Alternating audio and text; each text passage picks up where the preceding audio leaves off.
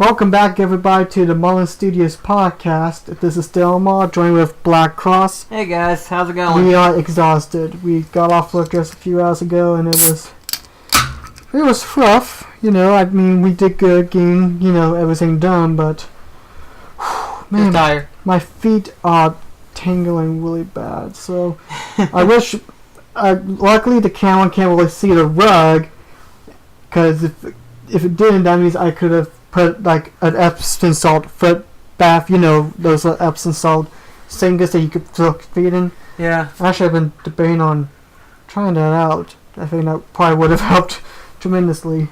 But anyway, we got a few topics, so no questions though. Yeah, but if you have any questions that you'd like to ask us, or any fun topics, can't speak today, I'm so exhausted. Email your questions and future topics that we can add on the podcast at danielmullinsfleet@gmail.com.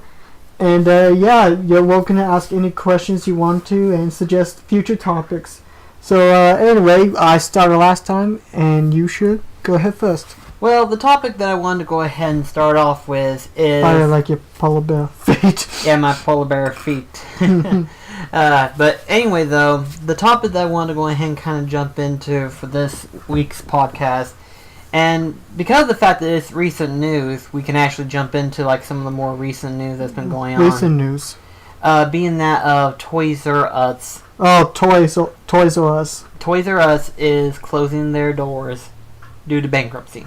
They it's been going on for a while. The company's going on. And there are multiple. They closed some of the stores, but they weren't officially shutting down. But now they filed for Chapter 7, which means all 700, I think. It's close to 800, but the number changed. I know it's somewhere between 750 something to like almost 800. Yeah, but all the stores are closing down. Yes, as of officially last week, it's been talked about. Now, I don't really want to go into too much on the whole business side. There is a video I want to suggest, and I'll link it in the video below. There's a video made by a YouTube user named Company Man, literally just Company Man, and he did a video talk about the fall of Toys R Us, and I have to say it was really interesting to see why. I forgot the name of it, but I think it was Leverage bankruptcy, where they had a loan for $6 billion back in 2005. Whew. Now, granted, I may get some facts wrong. Just watch the video, you know what I mean. But they had a major loan that they could not file back, and usually, some people will usually blame Amazon. And to be fair, it has some to blame with Amazon, Walmart, and all the stores that you could buy stuff online and all that. But there's also the fact that it's been years since I've been in a Toys R Us. I mean, years since we've been in one. But the toys compared to other stores are very expensive. Like Hot Wheels is like $1.20 compared to like 96 cents at Walmart. Yeah. That and kids nowadays, sad to say, just want technical stuff. The iPads, the gaming consoles, instead of buying toy trucks, stuffed bears, all that. Is kind of sad, really. The bad thing is that Toys R Us was one of the very... I wouldn't say they're the last, because there are some other essential toy store out there that still exists on their own. But Toys R Us was like the big chain that existed back, according to what I've heard, since like the 70s. Actually, well, that's when it started raising popularity, but opened up in the 60s, I believe. Well, there you go, even longer than that. But the point is that it was one of the big chain toy stores. And now it's just all of a sudden shutting its doors down. And I just wanted to kind of go into this subject, into thinking, because not only has Toys R Us gone down, but so has Kmart and Sears as well. And slowly the numbers are kind of growing in terms of stores that are being shut down due to bankruptcy. And part of the reason And this is just me thinking. I hadn't really done any major research. I've been thinking about it. And it's been mostly because of online shopping. Now, because it's just so convenient to just go online and shop now, almost. and you've got a wider selection to choose from, It's because you don't just have Amazon themselves. Much like eBay, you have other sellers in the process as well. But I think what it is that they ship their items strictly to Amazon's warehouse. Mm-hmm. And then Amazon will ship it accordingly to what they do. And now they're fixing to do a drone service. I don't know how well that's gonna go. They showed video of it, and on the one hand, it's an interesting ideal premise, but on the other hand, my worry is that you've got a drone lifting a heavy package, and the package, depending on the weight, could also depend on what happens afterwards. Plus, you might have people decide to do target practice and shoot at a drone for fun. It's a very, very, very mixed ideal concept. It's a great concept in theory, but on the other hand, though, it's one of those things where it's like you do run across to certain problems and certain issues that needs to be monitored at face value. For example, in like the smaller towns, where their houses and neighborhoods and stuff like that, where they have a front yard, backyard, and stuff like that, that would work. But then you've got people in the bigger cities where they live in these apartments and stuff. Those, I imagine, would not work. They would still need postal service through that. But recently, I know we talked about this some time ago, but recently the post office has been increasing their shipping methods. And by that I mean they've been growing days of what they work. Yeah, usually, I don't know how every city works, but for us, most of the time the mail does not run on Sundays. But lately we've been seeing the mail trucks running on Sunday mornings. Like, wait, aren't they supposed to be closed? The thing that kind of confuses me a bit with all this online stuff, it kind of scares me a bit as well, is the fact that, because we work at a brick and mortar store, we work overnight stocking. I wouldn't say brick and mortar store. You know what I mean. I get you, but... And lately I've been seeing, like some of the stores closing. And I know that it's not all because of online shopping. Kmart failed to really upgrade with business practices and we're having problems with money as well. And online sales has been going on stronger and stronger. And it makes me kind of nervous of some of these... it just kind of makes me nervous about what lies ahead for a lot of these famous stores out there, that people don't feel comfortable driving out. They rather just stay inside. It kind of what makes me nervous as to what the future holds. Like, what happens 20 years down the road? Will people be buying everything online instead of going to a store now? I wouldn't say that, because there is proof that there are still a small group of people who are still wanting to go outside and everything like that. There is proof out there that there are some people. It's a small percentage nowadays compared to like 10, 20 years ago, but it's still there. And what I think is not like it's going to be a complete isolation of where people just stay indoors and stuff like that. No, there will be some outdoor activities that people want to do. And I think these bigger companies that we're seeing will eventually fall. But then you've got these smaller stores, these self-employed, these mom and pop stores. I think they're going to be the ones that survive the longest because they don't have to worry about a big chain. They don't have to worry about stockholders, bonds, or anything like that. Right. The only thing they worry about is keeping up with their own bills, followed by keeping up with their mandatory pay rate. To be fair, this has been kind of a slight phobia for me.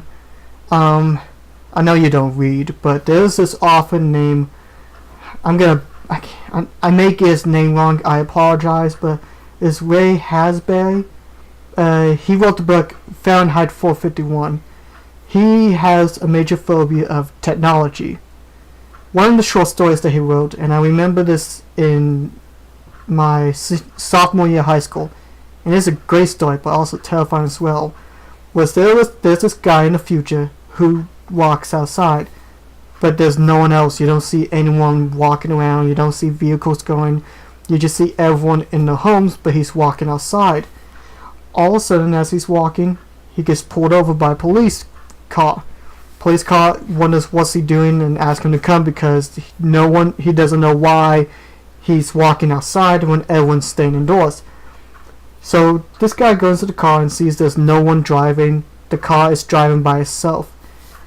And it gets me kind of nervous, of how far we go into technology. I mean, yes, technology is great, but how much further can we go until, where we just don't do anything at all? It gets me kind of scared. And I'm not saying I'm afraid of technology, but I'm afraid of the rapid progress of online and the rapid increase of what else we can do to advance. It just kind of scares me a bit. The thing. I know we're getting off topic completely, but yeah, but ultimately, I think eventually, and there is somewhat of it in real life.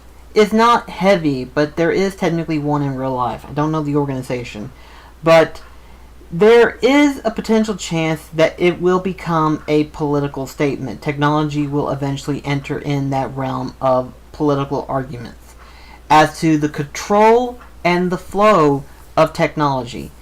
And technology has grown rapidly in the past 10 years. There is proof. Rapidly. It's ever since, I want to say 2005, 2006 maybe? For me, ever since the invention of the iPhone, we've been seeing that massive progression. Ever since the cell phone was created. Which, I mean, it jumped into different forms of how things progress. I mean, I give credit to Apple for creating a unique device, but at the same time, there's so much people now making so much different futurist stuff.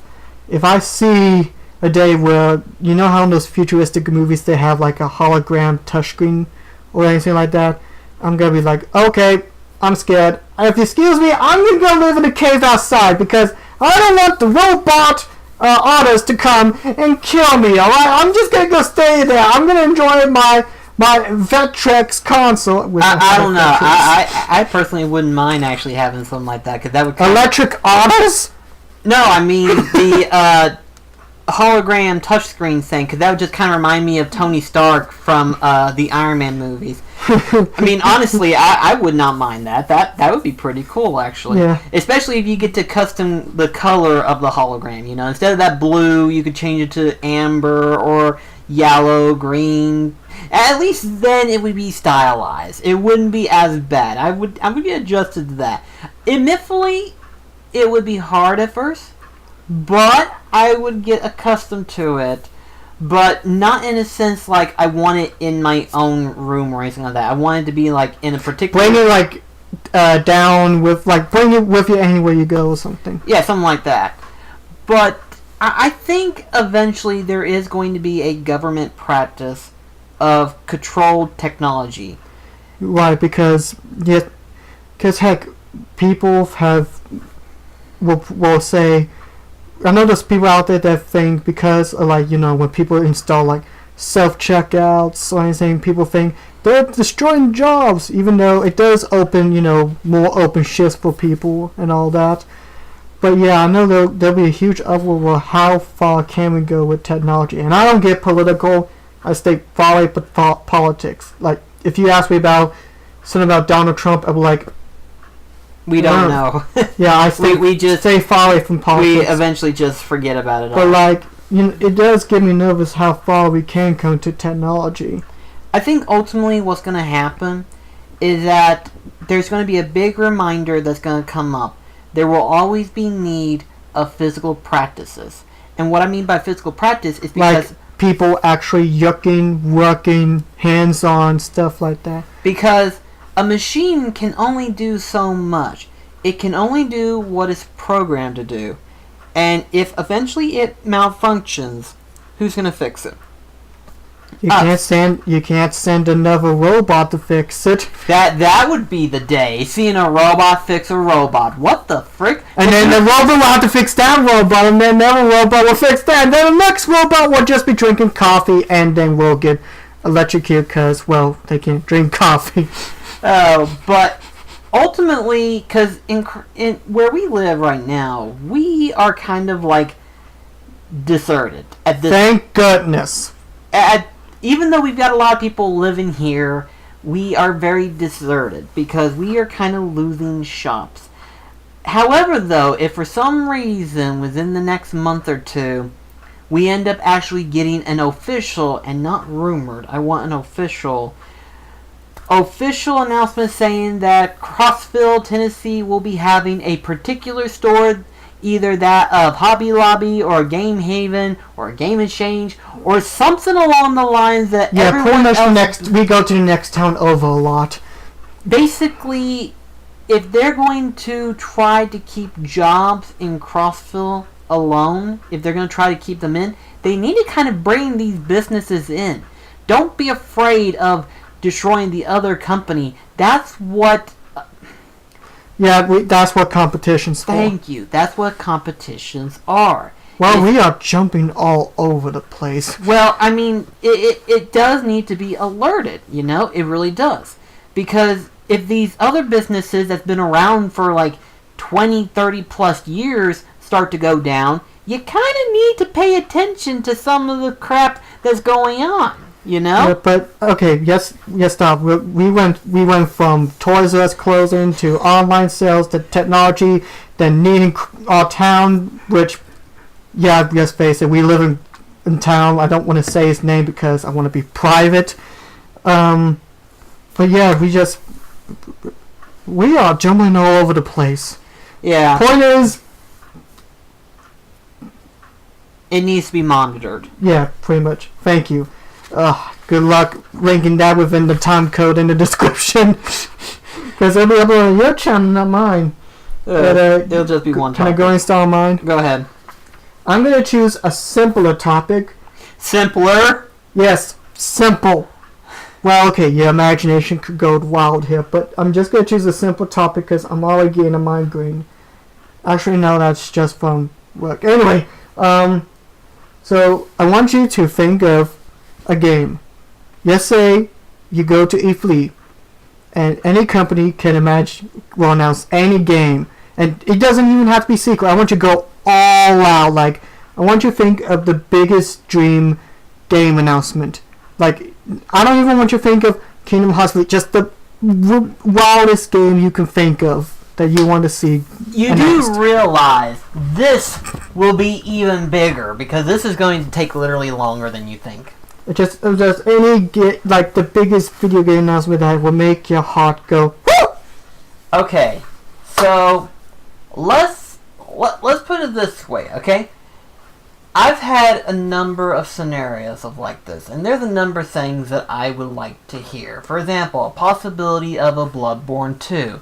Bigger than that. Go all out. Well, there's also the fact that I would like to see a more in-depth Kingdom Hearts game where you actually get to custom make your character and potentially be able to link it up with other people online and play and everything like that, and not be on a handheld. Come on, Square Enix, what the frick is wrong with you? But there is something bigger, and the problem is this is more of a dream game rather than an actual physical announcement of any kind of form. Imagine a scenario where it's somewhat like Shadow of Colossus, but it plays like Kingdom Hearts. You lost me. Those are two completely different games. Okay, so I've thought about this scenario, and basically you would be entering in this so-called part of the world where it's secluded from the outside world itself, and they call this realm the realm of gods. where you get to fight godlike beings in order to achieve the end goal, which I would probably go into a deeper subject later on if I ever thought about to.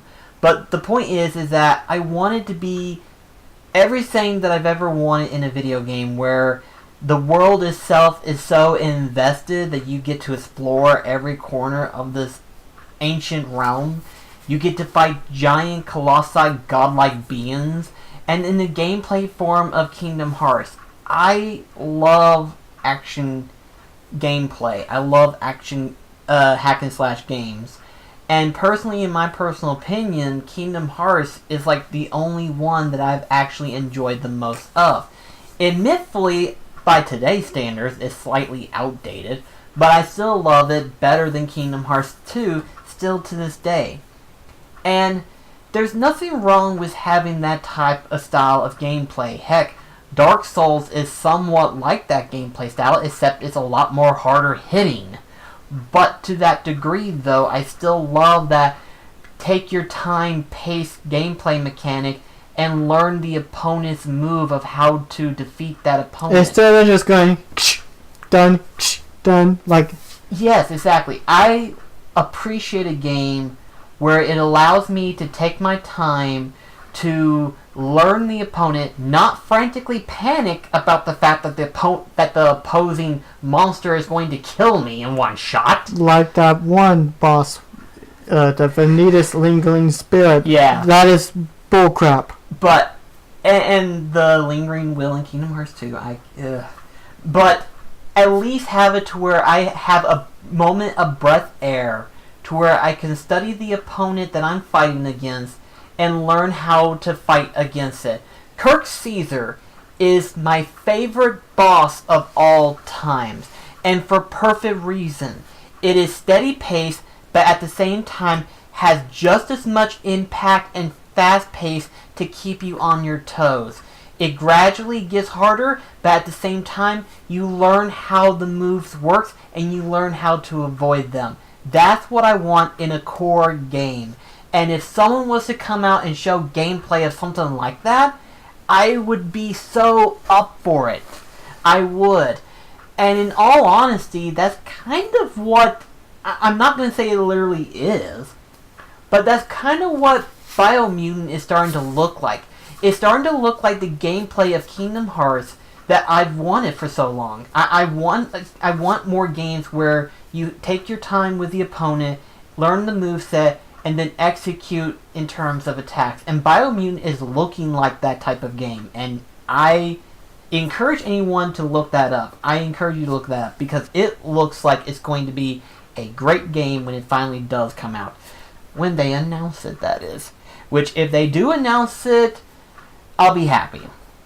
But that's the ideal concept. I'm not saying that there's going to be someone out there that's going to make it because I don't know anybody. That's just my dream game. I want a game that's just like that has just as much exploration, that much in-depth, and that much giganticness, but at the same time, the core gameplay would be that much to grab me. But that's just me. Okay. I'm gonna go ahead. There's 3 games that I would love to see. I know they will never... Well, one possibly... The other 2 will never happen in history. One is a Mario Kart, but because Mario Kart 8 is like my all-time favorite game because I love it so much. But I would love to see a Mario Kart extravaganza where they take every single solitary course they have created throughout all the Mario Kart games from Super Mario Kart to now, remake them all to the current engine, and just you could race out all of them. Maybe have all the characters from each game come back in any way. Choose an option to either play in regular Mario Kart style or Double Dash.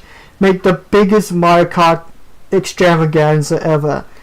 Granted, I know something like that will never happen because that is a lot of race courses. It may overwhelm people, but it'll be the ultimate Mario Kart game. Like, even if they make a new one and you're not interested, you can go to that one and you can play through all the courses in that Mario Kart 8 engine, being able to drive around. Plus, I do love the double dash mechanic, so to see an option where you can have that as well will be a really nice touch. And plus, we would have a better Rainbow Road for N64. well, keep in mind, you get all the Rainbow Roads, all the Mario circuits, that's the nice all the Luigi circuits, all the courts from every single game we made in a Mario Kart 8 engine. Granted, I know that'll take a lot of time, and that it'll overwhelm people with the amount of content, but it'll be well worth $60. Oh gosh, yeah! If it's all in that one disc, that would be well worth the price. It'll be so good. I would love this. Heck, if they needed to increase it to $80, it would be worth it. Yeah. Plus, I love this. Plus, I loved when they took the retro courses in Mario Kart 8 and remade them. Not just a simple cut and paste high definition graphics, but actually made them like Yoshi's Valley, and so many other courses look so beautiful. So I would love to see all the courses we made in there. They could do so much different with like the anti-gravity mechanic in some places and others. I would love that. Second game I would love to see come out. And I know technically some people say, you got Train Simulator. Well, I don't know how to download mods, so this would be it.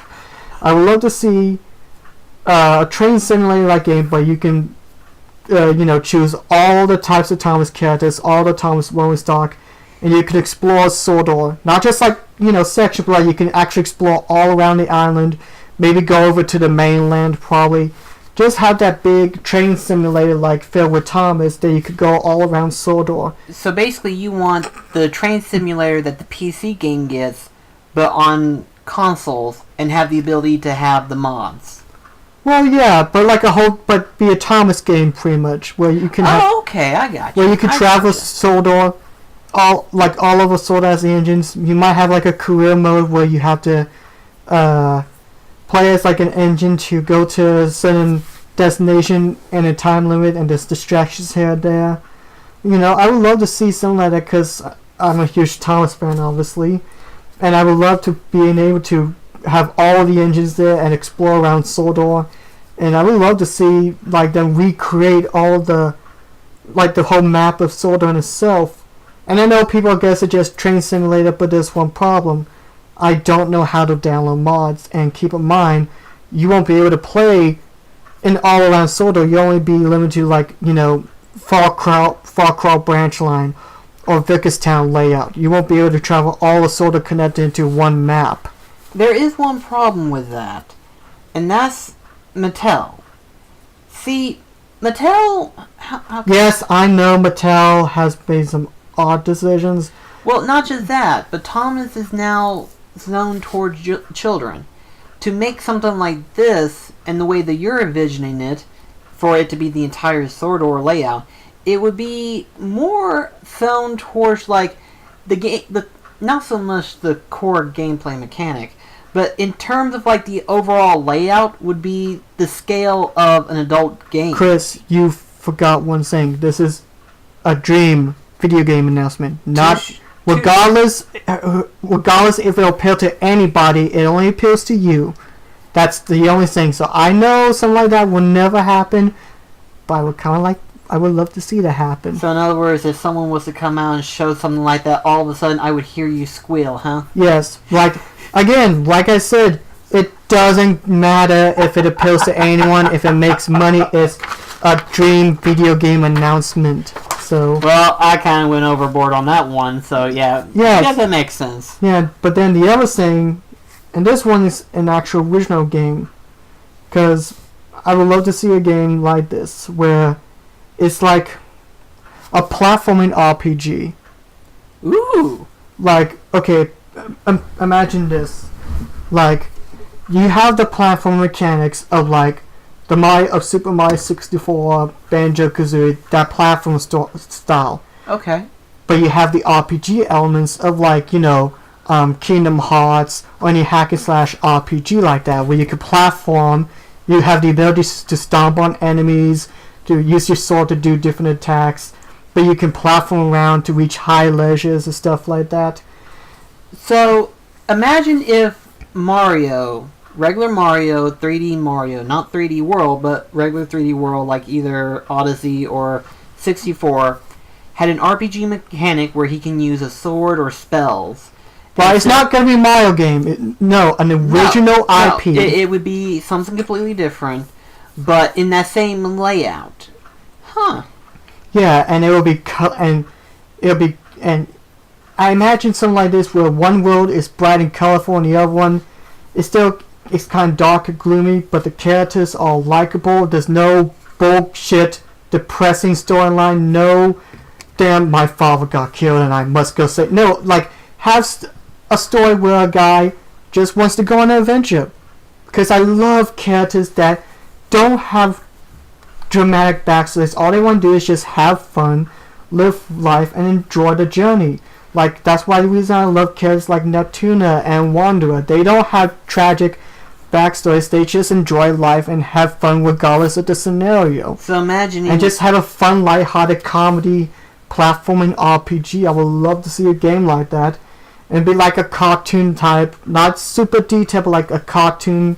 Maybe like a cell shaded, but I would love to see something like that. Sort of like Super Mario Odyssey with that type of style, where it had a Hat Town where it was kind of dark, but it was still cartoony in a way. Yeah, like that. Okay. Like, I would love to see a game like that, but I know people love the dark, gritty stuff, and even though platformers has come back somewhat, I don't think there's like a one where it balances between platforming and RPG elements. No, because a lot of times you have one overpowering the other, where platforming will overtake the RPG and RPG will take the platforming. But I don't want to be a dark, gritty storyline, just a lighthearted, fun comedy, you know. And sorry if I sweared earlier, I apologize. No, it's alright. It's just that's the reason why I don't play M-rated games, is because they're too realistic. I'm not gonna. And before anyone else, I'm not against violence, but just not. You know, they're not fun. They're like replicas of the action films you see in the movies or something. And I don't know. You gotta remember. You gotta deal with who you're talking with. The same guy who likes a talking mouse and an Italian plumber, for crying out loud. So yeah, well. It's understandable. It really is. But at the same time, you gotta look at it in a different perspective, which would go on to my next topic, unless there's like something else. Oh no, those are the Dream Game announcements. But that's all that you were... Like, if anyone actually ends up making a Mario Kart with all the tracks we've made and stuff, or Paul Thomas saying, "You got my vote. I'll pre-order. I will go to GameStop. Demand the Supreme Collector's Edition, and I will hold a water gun in the process." I said water gun. I wasn't gonna say actual. That's cute. That's cute. But anyway, that leads on to my other topic that I've been wanting to... seriously? My whole rant about realistic, mature rated games leads to this topic? Yeah, because of the fact of how it goes into. It's realism versus cartoony. Now, cartoony. Well, I kind of figured as much. But allow me to delve into this matter. Considering the fact what technology we've gotten into in terms of video games now, everyone is practically using the Unreal Engine now.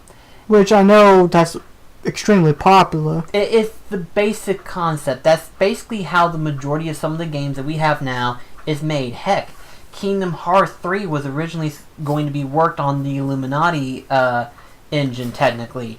But unfortunately, due to some complications, they decided to scrap that ideal and move it on to the Unreal Engine 4. I can't really tell much of a difference with them. The biggest difference for me, personally for me, other than the detail itself, because that's just one thing. The other thing is that you can actually tell in terms of like how the enemies function. Like, maybe they just made the enemies battle types different, I think. Well, here's what they were saying, that they wanted to make the enemy AI smarter. And I think what it is that the Unreal Engine 4 has the ability to compute one AI character to be smarter than the average AI characters in previous games. And the thing about the Unreal Engine is that it has its issues. And on the one hand, I've kind of hated the Unreal Engine 4, but at the same time, I kind of liked it because it's improved over the past 5-8 years, I want to say. Because when did the PlayStation 3 first come out? I forgot. 2007? Okay, so I'm right on the dot with whenever I said 5 to 8 years. The Unreal Engine started out as being a very stiff and very clunky at the time. And now we've got games that can flow perfectly without missing a beat. Like, so long as they update it in its traditional specs and everything, they pretty much are guaranteed that the game is going to work to some degree. But what does this have to do with realism and cartoony? Because the Unreal Engine works better in terms of realism rather than cartoony. And I say this not to discourage you or anyone else, but because of the fact of how cartoony works.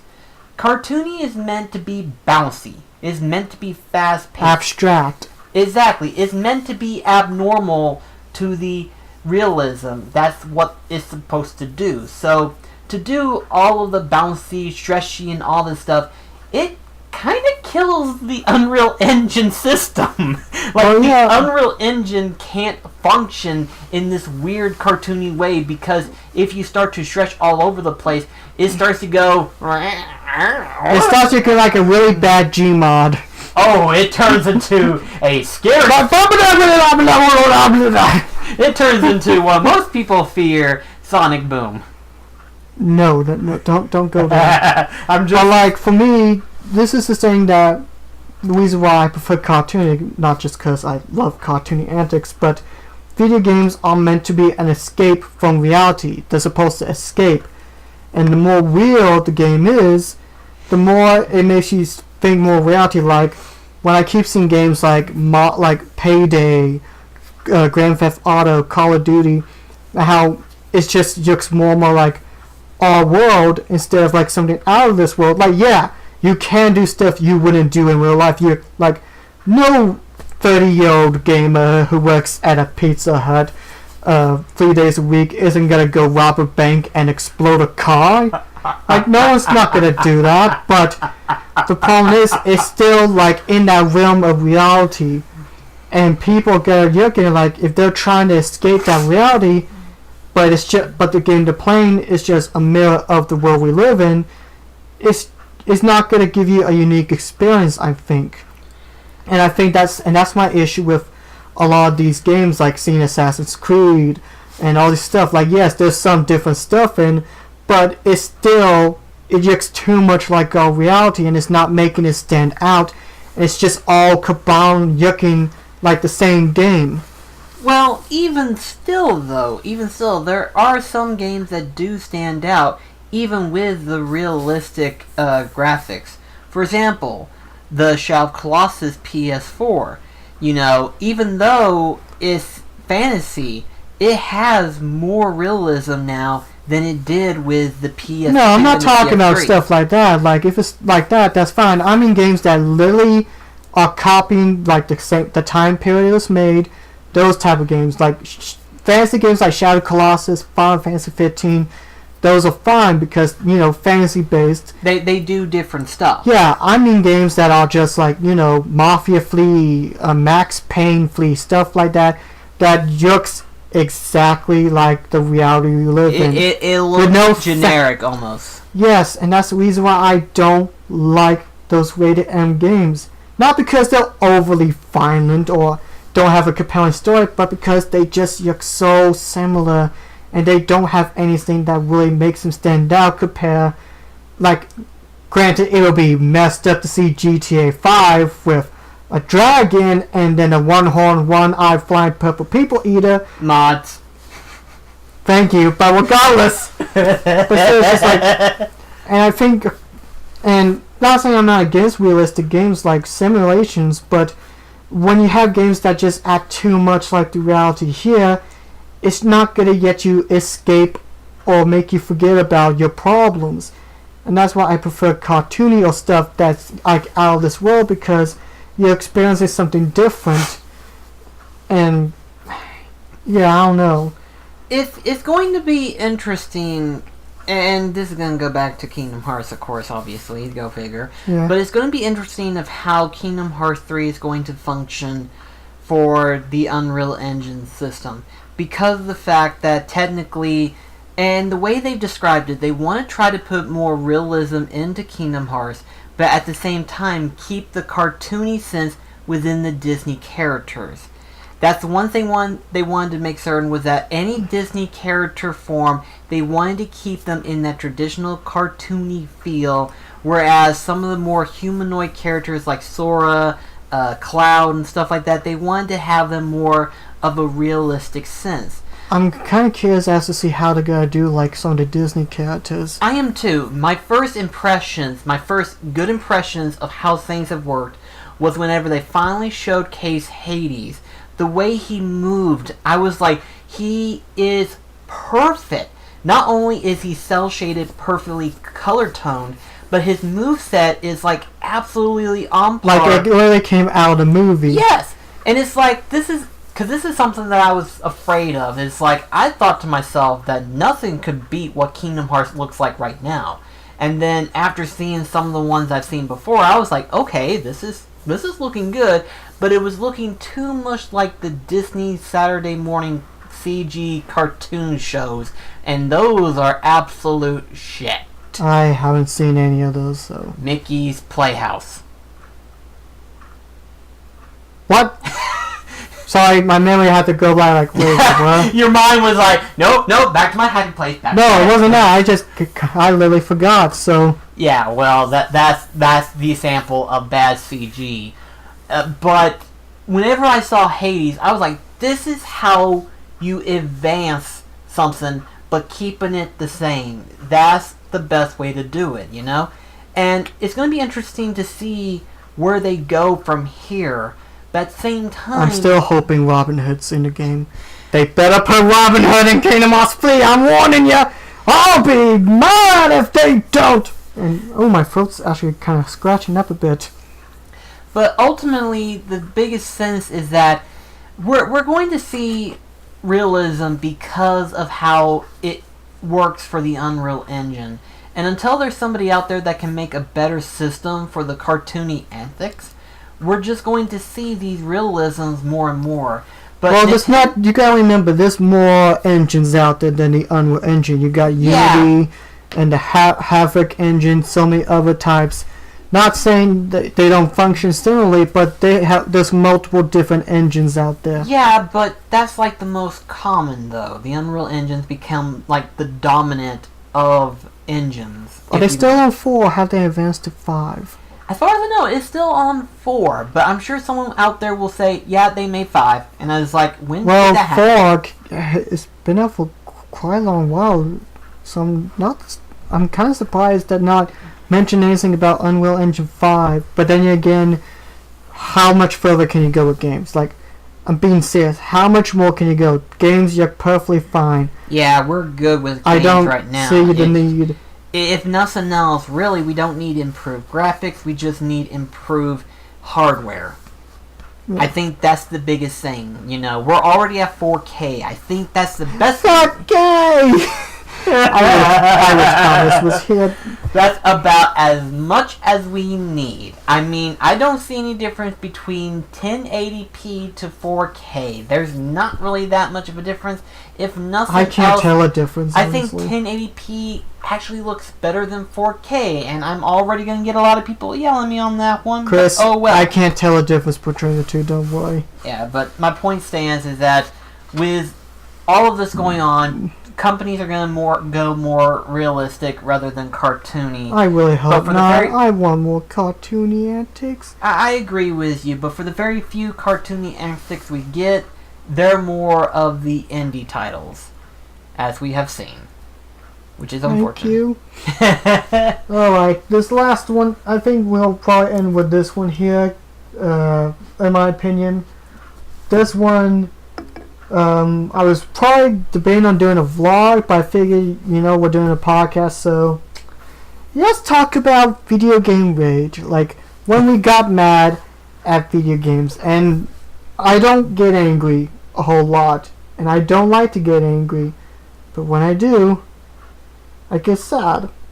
Okay, I also get angry, but very rarely have I ever got actually physically mad at the game, like if I got thrown a controller or anything, that type of rage. Like, if I say, dadgummit, this enemy killed me, like, yeah, that's, common, but I mean, like, actually yelling at the screen, getting physically mad, breaking the controllers, and I just figured we share a few memories. I'll first start with you. You start off with me. Of course, yeah. You start off with me. Okay, I'll point the gun at me. Okay, I'll go first. I'll start with this one, obviously. So, the angriest that I've ever gotten, and Daniel has mentioned this to some degree, but I guess I need to kind of go into detail of this one. I don't think I've ever mentioned it in my videos. No, but you've mentioned it in the playthroughs of Kingdom Hearts. Oh, yeah. But, so, I was playing Shadow of Colossus on the PlayStation 3. And during this time, I was trying to platinum. Well, it slowly died out, thankfully, and thank goodness it finally did. But I was trying to platinum every game that I could get my hands on. And there were crazy completionist, you. There were times that I thought to myself, I was like, I can't complete this game, I'm done. And there are some people out there, like James, who is completely obsessed with the fact that Dead Space is not platinum because there is one trophy I have not gotten, and that's beating it on the hardest difficulty. I think we're going to have an intervention with him. I really think we do. Oh gosh, he's been... If nothing else, the biggest thing that I have is that Final Fantasy 13 has one trophy left, and it's the Treasure Hunter trophy, and it's the most bullshit of the bunch. But anyway, back to Shadow of Colossus. So, in Shadow of Colossus, there are two different difficulties. There's normal and hard, obviously. And within the trophy list, there is two forms of time trial trophies. One of them states that you have to get all of the time trial items in normal mode, and then there is to get all of the time trial items in hard mode. Kind of asking a whole lot. Why can't you just complete time trials in even mode? Because both of them have different items that you get. Oh. Yeah, that's why. So, naturally, I got through normal relatively okay. I didn't go through it easily. It got done relatively okay-ish. Hard mode was where things got a little And this is angst. the part where I got scared. So, in hard mode, not only do you get hit harder, which is to be expected, but you're more susceptible to... What's the term I'm looking for? Your stamina becomes harder to manage and you can't hold still. Yeah, your stamina grows back more slowly, and it decreases faster. But also too, your grip rate gets harder to manage because as the Colossus moves, your stamina is shrinking. You're more susceptible for jiggles. So it's more of like you have a hard time trying to sustain yourself to where you can implement the stab. So there were a couple of Colossus that I had trouble with. The one being the third Colossus. The third Colossus was pretty nuts because according to some people, the best way to go about the third Colossus is to have him not... Whenever he moves his stone sword upward, when it moves up, you're to jump and you get that extra air to either jump on his arm or his belly. And I've only been able to do that once. Every other time, no. Yes, my only way of being able to get through that mess is to have that little bracelet saying break to where I can climb on there. Everyone else just avoids that bracelet and just assumes to launch themselves and hope they land. Hi guys, I'm the one doing this is Jackass! Oh, Shadow Colossus Jackass Edition, yep. But where's the part that you got massively angry with? Yeah, so the third Colossus, while admittedly was asinine, was not the hardest Colossus. The hardest Colossus, and I've never done it. I've never done it in the PlayStation 3. Still have not platinumed it to this day, because after that day, I said, fuck it. So, I was trying to get to the, I keep saying 19th, but they're not 20 they're not 20 of them. I wish there was. But the 15th Colossus. Oh dear. The 15th Colossus is known to be the longest battle time trial in that game. For 19 minutes. Mm-hmm. Beat him in 19 minutes. Which means everything you do has to be done perfectly. Perfectly in sync. In other words, you have to find a way to stay on the Colossus after everything you do, because what you do, you lure him to this one step. You have to make certain that he steps on that step to where you can lunge yourself onto the next platform.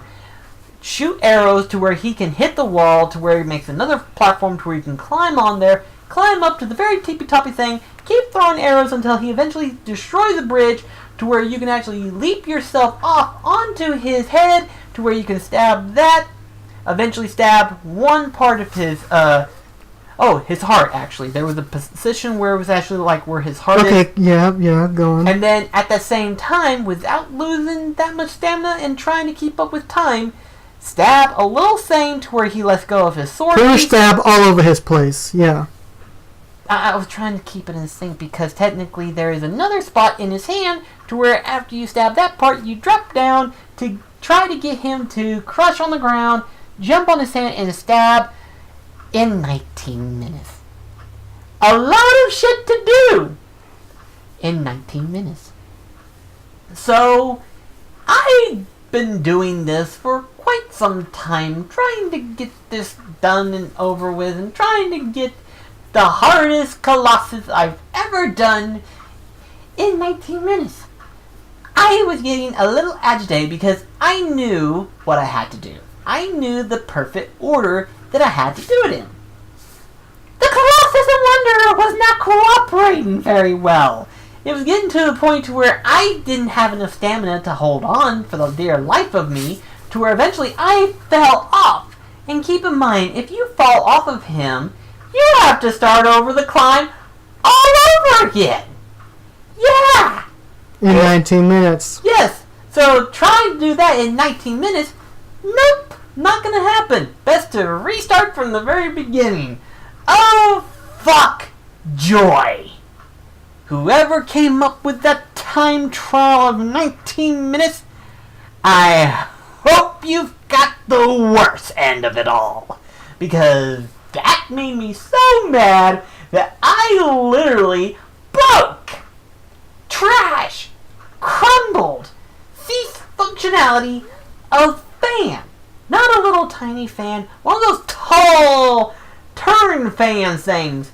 I literally crushed the living shit out of it, and I'm pretty sure that my hand was bleeding by the time I was done throwing it around like that. Question, you didn't have it on, did you? No, thankfully it was off. Oh, thank goodness. But, yes, I pretty much trashed that fan to oblivion. I made a point to never throw my controller because that's how they break. So instead, I break other objects. But I didn't want to break any of my dragon statue. I didn't want to break anything else. So I grabbed the cheapest things I can find, and the only cheap thing was the fan because we got that at a Good Samaritan. So that thing broke. Funny thing was, it lasted pretty long while before I got pissed off and destroyed it. And I was scared. I even knocked and you yelled to say get away, and I was like, I was... Yeah, I was unhappy. That was the day that I said, nope, screw it. I was so mad, I just didn't want to go back to it. By the way, I apologize for rushing. It's like okay. When did you actually get fresh? I'm sorry about that. No, it's alright. It's just, it was one of those things where it's like, there was so much that you had to do in perfect synchronization in just a short amount of time. And you couldn't screw up once. And if you did, you were fucked. Right, but still, I'm sorry about that. No, it's alright. But, I have two particular moments where I got mad.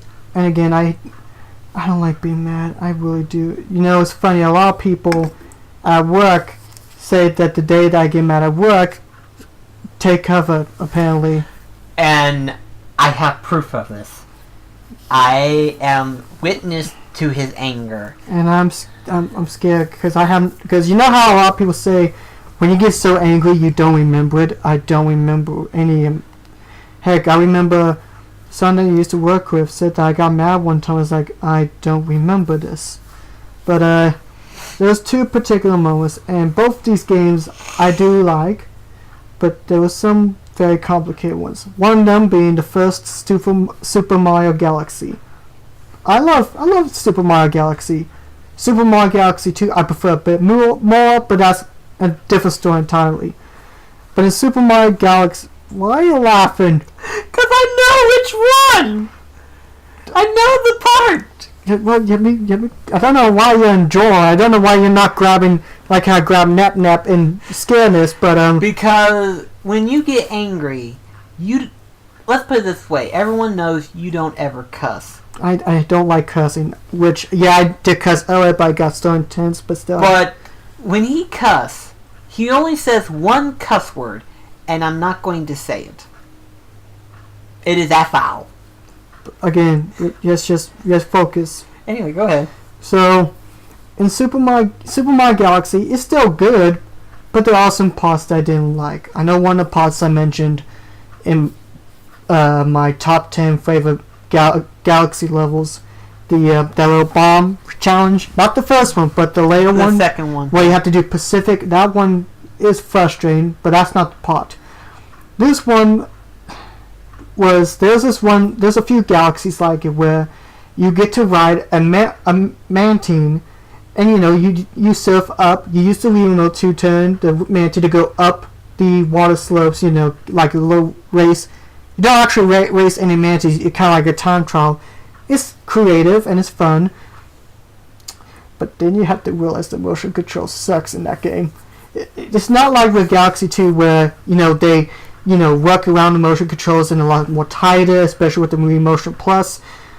There were some issues with it because I'm trying to turn, and there are times where I turn slightly, but it feels like I'm turning too sharp to turn and falls off, and it's just I fell off so many times, and I try to be gentle, and just when I think I'm right, suddenly the game thinks I'm turning too tight, and I just fall off, and I got so frustrated and this is the reason why they put reach straps in the remote, because if I did, the TV would go boom. No, I got so mad I threw, but then I forgot I was strapped on, so I threw it, and I threw it as hard as I can. My arm went with it, and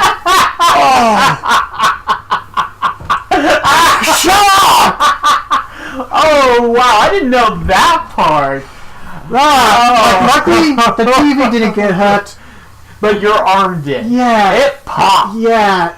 You know what I've seen in Harry Potter in the Chamber of Secrets, where... Oh, where Harry got his arm broke, and that wizard shows up and tried to fix it, and it's just like... Exactly. My arm was like flopping. Well, even when I did this, it hurt it, and it's like...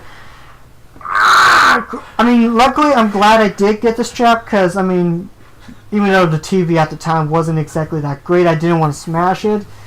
And it's like, oh, man, I have not touched the original Mario Galaxy in about... When did I make that video? Like, about 4 years? That was a long time. Yeah, again, the first Galaxy is still good. I just prefer Galaxy 2 because, it has a bit more good challenge. It fixes some of the issues. Plus, Galaxy 1 just has some stuff I did not like. But I was thinking more along the lines of Deadpool, where it's like, "Oh, Canada!" But the second part here, and this one, I will admit, I'm a warrior. I'm just gonna say it. Like You're a warrior. Warrior. Warrior. WORRY. Warrior. I worry a lot, and I want to make sure that I know I can't please everybody, but there are times where if I say something that I think is mean, or if I've gone too bossy or something, I get so nervous if I hurt somebody's feelings. And I also get nervous if I don't return something to someone, or if I lost it, I get so nervous. And there was this one time where my brother used to work at a tractor supply? It sounded like to me that I was working at the factory at the time, but it may have been. I don't know. It's been years ago. And I was playing Ratchet & Clank Tools of Destruction for the first time. Oh yeah, I remember this story, but I don't remember what it was. Yeah, give me finish. And I was playing, and there was this. It's been a while since I played Tool of Destructions, but I remember I was in this one part. I was like in a snow planet, I believe. There's this part, and I was going for it, and I was having trouble with it. I can't remember exactly if it was because the enemies were tough, or the platforming was kind of difficult with ice physics. I can't remember exactly. I was getting so frustrated. I was holding the PlayStation 3 controller more and more, and I was just getting more frustrated. I was getting so frustrated, I actually broke the control. Yes, do we have a PS3 controller over there? No, we don't. Hold on. I know this is unprofessional as heck. I know. Bugger it all. Here. This isn't technically a PlayStation 3, but screw it, it's the same design. It looks like it. Yeah, but I was holding it, and this part of the controller was chipped off. Like, it came loose. Like, the two plastic holding, it chipped off, and it was moving. And the controller wasn't responding that well. Like, sometimes I can move Ratchet, but he wasn't moving at all, and it was like, oh no. And this was one of his controllers, and it's like, I broke one of his PlayStation 3 controllers. And I was in high school at the time, so I didn't have a job. It's like, oh no, he's gonna get so mad, because I get scared when he's mad at me, and I do. I do apologize.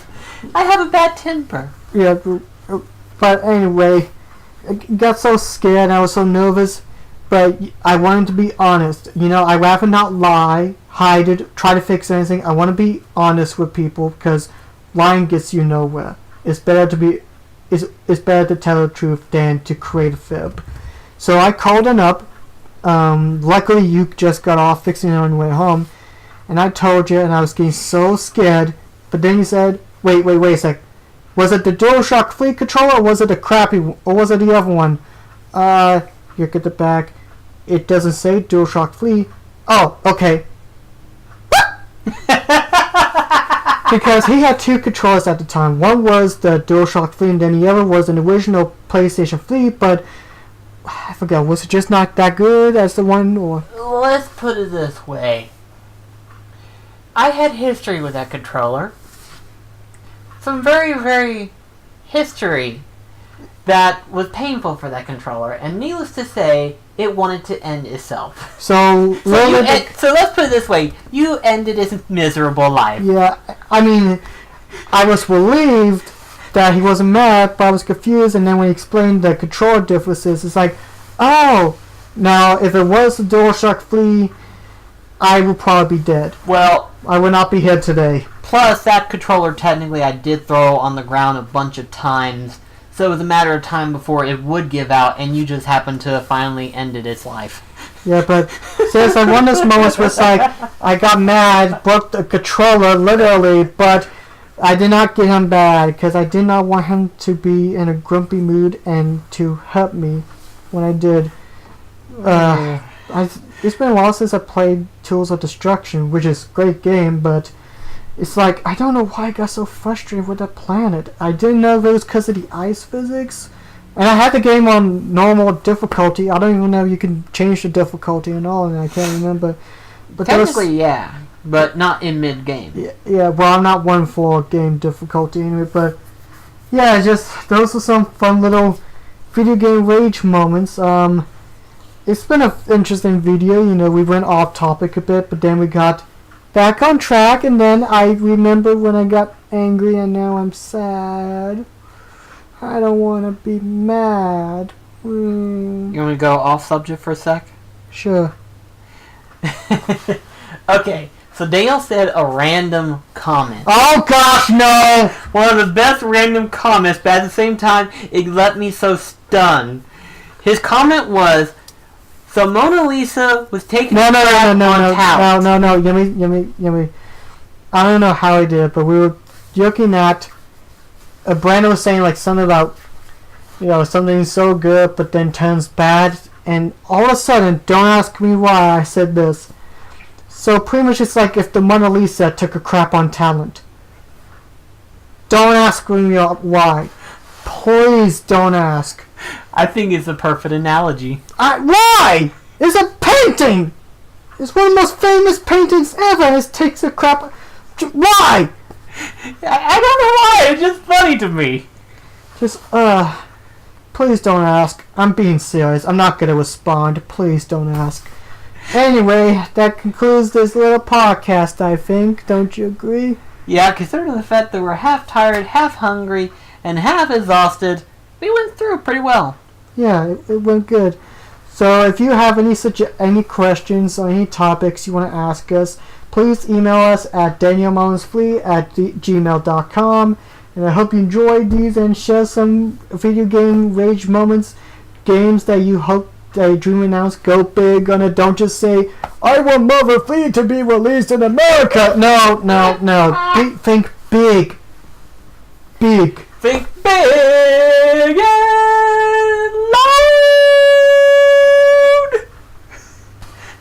Did that hurt? Did that hurt? No.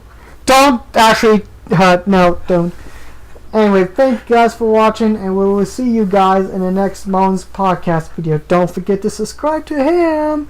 Help me. Bye-bye. See you later, guys.